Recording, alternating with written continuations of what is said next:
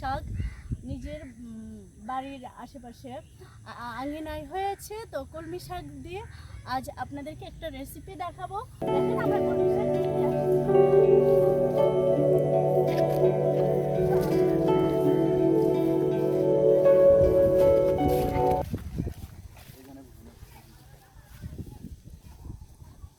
এই যে দেখতে পাচ্ছেন অনেক কলমি শাকের বাগান, আমাদের অনেক সুন্দর কলমি শাক। তো এখন আমরা কলমি শাক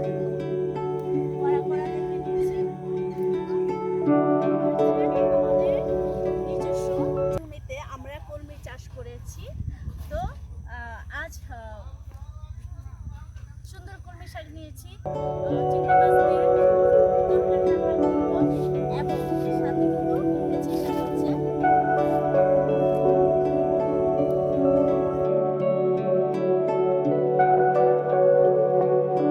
রান্নাঘরের সাথেই থাকেন। চ্যানেলটা ভালো লাগলে লাইক কমেন্ট শেয়ার করবেন, চ্যানেলটা সাবস্ক্রাইব করে দিবেন, বেল আইকনে ক্লিক করে কবিতাপুর রান্নাঘরের সাথেই থাকেন। অনেক সুন্দর টকটকে শাক, অনেক ফ্রেশ শাক। তারপরে নিব হেঁচি শাক। হেঁচি শাক আছে।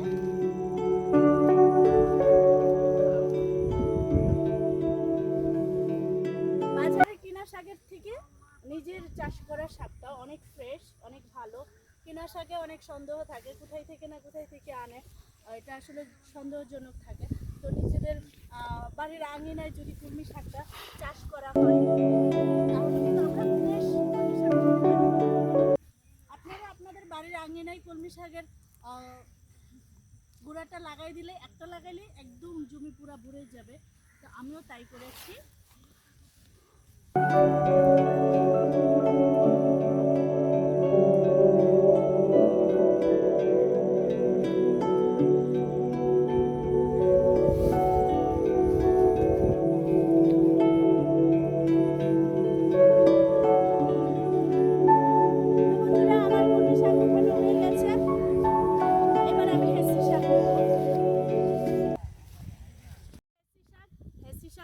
কলমি শাকও আছে, দুটোটা একসাথে মিশিয়ে তারপর চিংড়ি মাছ দিয়ে, একটা চিংড়ি মাছ ছাড়া ভাজি করবো আর একটা চিংড়ি মাছ দিয়ে আলু দিয়ে ঝোল তরকারি রান্না করব। তো সবাই কবিতাপুর রান্নাঘরের সাথেই থাকেন।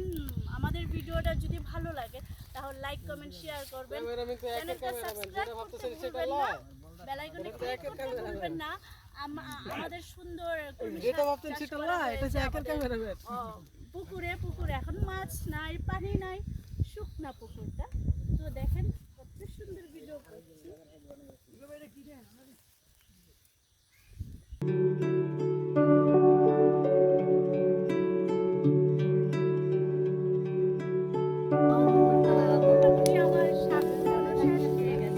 দেখতে পাচ্ছেন কলমি শাকগুলো কত সুন্দর টকটকে, একদম ফ্রেশ, পোকা নাই, কিচ্ছু নেই।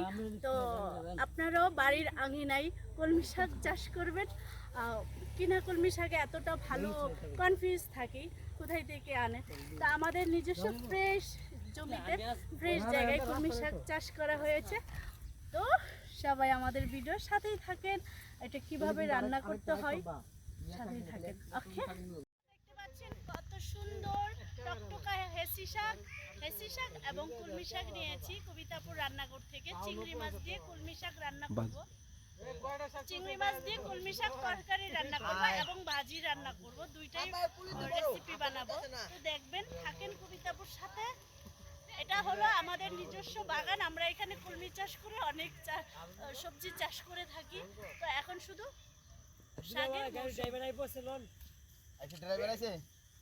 আমাদের এত সুন্দর, দেখছিস আমাদের ক্ষেতটা কত সুন্দর।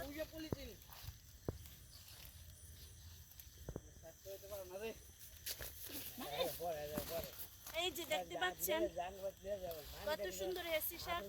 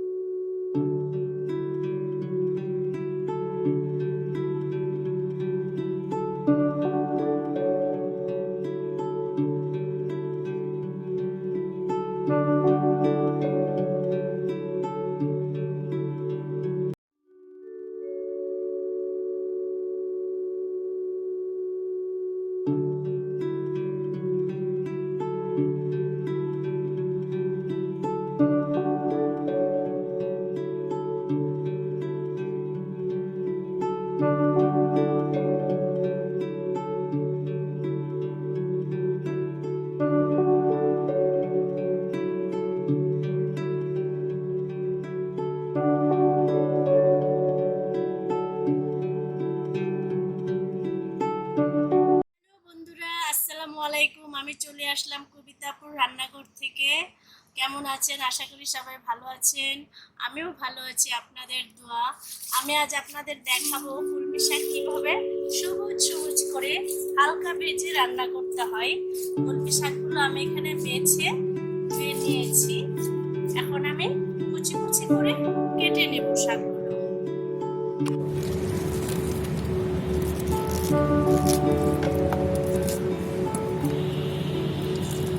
এখন আমি কলমি শাকগুলো কুচি কুচি করে কেটে নিব। বন্ধুরা, এইভাবে কুচি কুচি করে কেটে নেবেন। আমি বলে দিয়েছিলাম এর আগের ভিডিওতে যে কোনো শাক বেশি ভাজা যায় না, তাই কিন্তু আমি কুচি কুচি করে কেটে নিই, অল্পতেই ভাজা হয়ে যায়। আর বেশি ভাজলে সবুজ কালারটা থাকে না।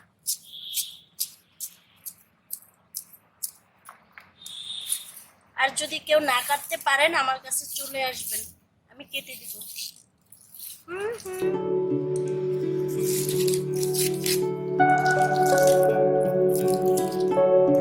বন্ধুরা, আমার এই রেসিপিগুলো যদি ভালো লাগে তাহলে আমার চ্যানেলটা সাবস্ক্রাইব করে দিবেন, লাইক কমেন্ট বেশি বেশি শেয়ার করবেন, আর বেশি বেশি রান্নার ভিডিও দেখবেন। তাহলে খাবারের রুচি বাড়ে, যেটা আমার বাড়ে।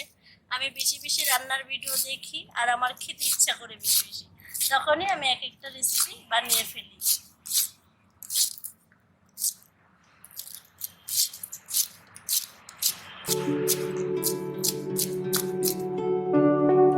বন্ধুরা, এখন আমি কলমি শাকটা ভেজে নিব। দেখতেই পাচ্ছেন কি সুন্দর করে আমি কেটে রেখেছিলাম। এখন আমি এটা সুন্দর করে ভেজে নিব।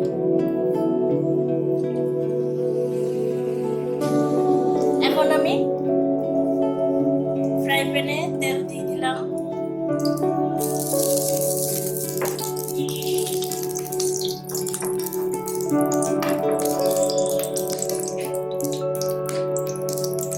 এখন আমি দিয়ে দিব কুচি করে রাখা রসুন, দিয়ে দিব পেঁয়াজ,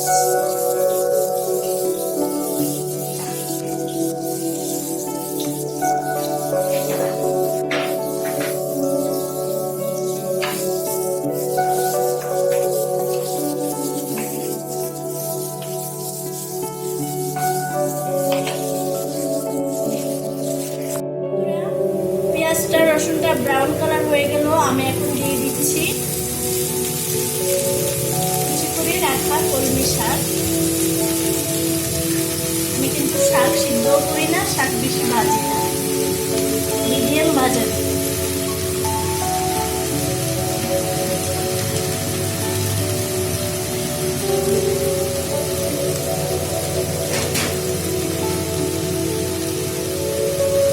এখানে দিয়ে দিলাম স্বাদ মতো লবণ।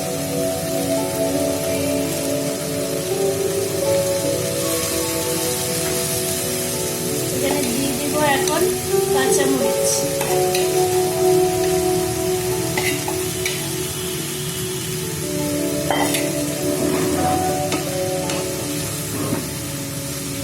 আমি কিন্তু শাকটা ঢাকবো না, শাক ঢাকতে কালার চলে যায়।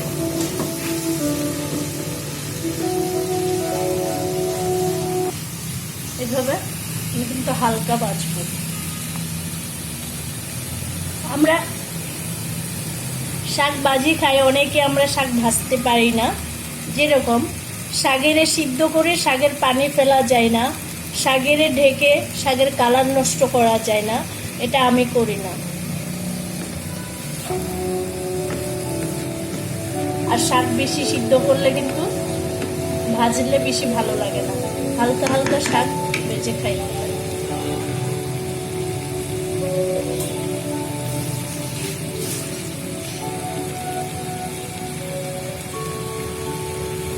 আমার শাক ভাজা হয়ে গেল, দেখতেই পাচ্ছেন কি সবুজ সবুজ কালার।